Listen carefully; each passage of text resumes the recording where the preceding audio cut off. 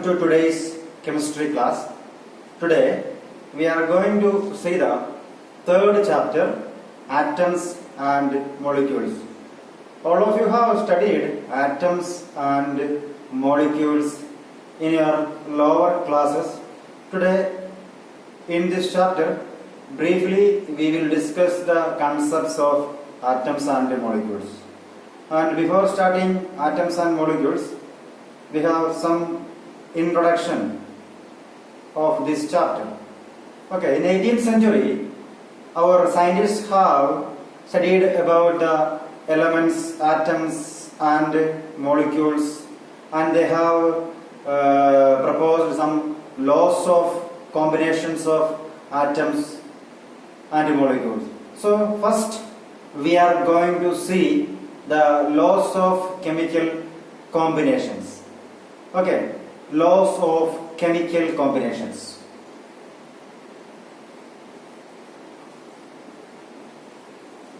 So here we will discuss laws of chemical combinations.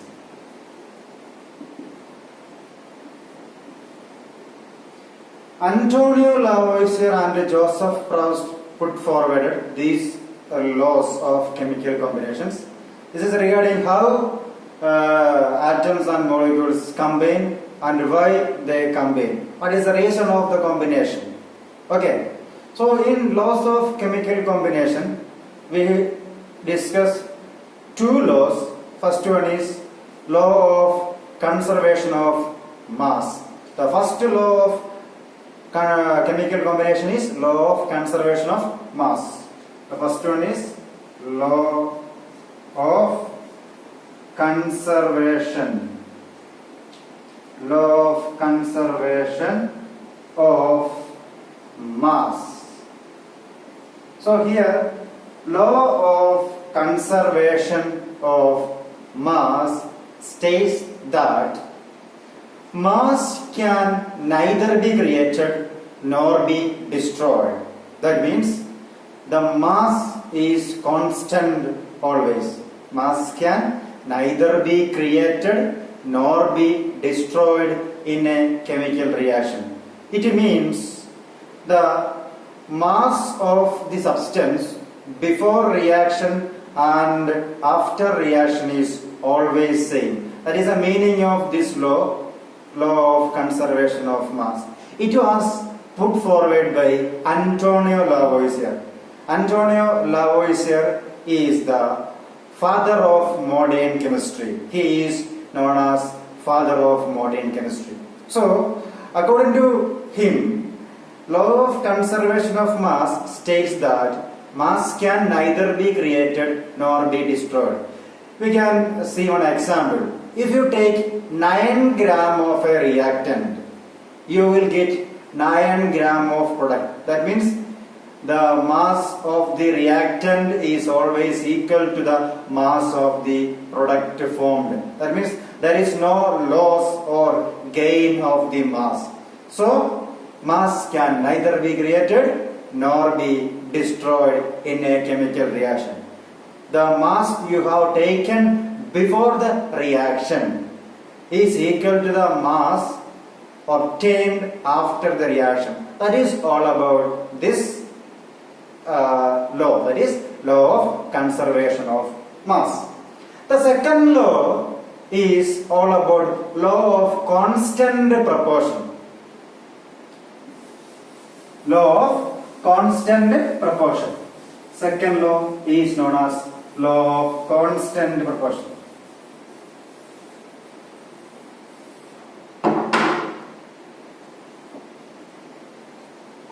Law of constant proportion. So law of constant proportion is put forward by Joseph Proust. The chemist Joseph Proust put forward law of constant proportion. According to him, the law states that in a chemical substance, the elements combine in a fixed proportion by mass. That is known as law of constant proportion. That means in a chemical substance or in a chemical substance, the amount of substance in a fixed proportion or in a constant proportion. So it is known as law of constant proportions. It was put forward by Joseph Proust. He states that in a chemical substance, elements are combined in a fixed or constant proportion by mass. We can see the example. Take a look at this example. Water molecule. H2O is the chemical formula of water. In H2O, 2 atoms of hydrogen and 1 atom of oxygen. And you all have studied the atomic mass of hydrogen is 1. So 2 into 1 is the atomic mass of hydrogen, and atomic mass of oxygen is 1 into 16. So the ratio of mass of hydrogen and oxygen is 2:16. The ratio is 2:16, and the simple ratio is 1:8. So in water, the ratio of hydrogen and oxygen is always 1:18. That is a law. That is law of constant proportion. So law of constant proportion states that in a chemical substance, the ratio of elements in a fixed proportion. So here in water, the proportion of hydrogen and oxygen is 1:8. John Dalton proposed Dalton's atomic theory. John Dalton proposed Dalton's atomic theory. So John Dalton states that all the elements, atoms, molecules, mixtures are made up of atom. So according to him, atom is the simplest particle of any substance. Atom is the simplest particle of any substance. So John Dalton proposed some postulates of this atomic theory to explain the laws of chemical combinations. The first one we are going to see is atom is the simplest particle of all the matter, or all the matter is made up of extremely small particle called atom. That means atom is the simplest particle of any matter. That means all the matter in this universe is made up of very small particle called atom. That is the first postulate of Dalton's atomic theory. Now we are moving on to the second postulate, that is atom is indivisible. That means it cannot be divided, and atom can neither be created and nor be destroyed in a chemical reaction. That means atom cannot be prepared or you cannot destroy an atom. It is atom is indivisible. That means atom is it cannot be divided, and it is the simplest particle, and it is neither be created nor be destroyed in a chemical reaction. That is the second postulate. That means atom is indivisible. Atom is indivisible.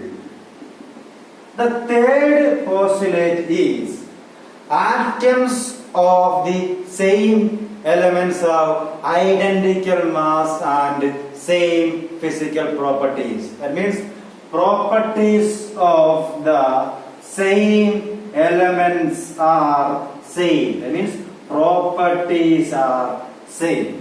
Atoms of the same elements have identical mass and same chemical properties. That means if you take 2 hydrogen atoms, the mass of 2 hydrogen atoms are same, that is 1. That is all about the third postulate. That means atoms of the same elements have identical mass and same properties. Then fourth postulate is atoms of the different elements have different mass and different properties. That means different elements have different properties. Different elements have different properties. Different elements have different properties. Clear? That means if you take hydrogen and oxygen atom, the mass is different and the properties are also different. That is all about the fourth postulate. Clear? And the fifth postulate is about the combination of atoms. How combination atoms? So fifth postulate, atoms combine in a small whole number ratio to form compounds. That means atoms combine to form compound. That means atoms combine in a small whole number ratio to form compound. Clear? And the last postulate is in a molecule the number and kind of atoms are always constant. That means in water molecule the number of hydrogen atom or the number of oxygen atom is always constant. That means number of atoms constant in a molecule. That is the sixth postulate. The number of atoms in a molecule is constant. These are the 6 postulates of Dalton's atomic theory. These postulates is to explain, this postulate or this theory is put forward to explain the concept of laws of chemical combinations. Clear? So these are 6 postulates. First one is atom is the simplest particle of all the matter. Atom is indivisible. Second postulate, atom is indivisible.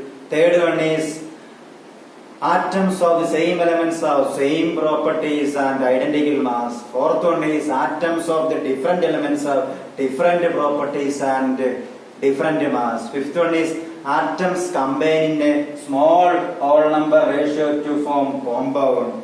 Sixth one, the number of atoms and kind of atoms are constant in a molecule. That is all about Dalton's atomic theory. That is all about today's class. Thank you.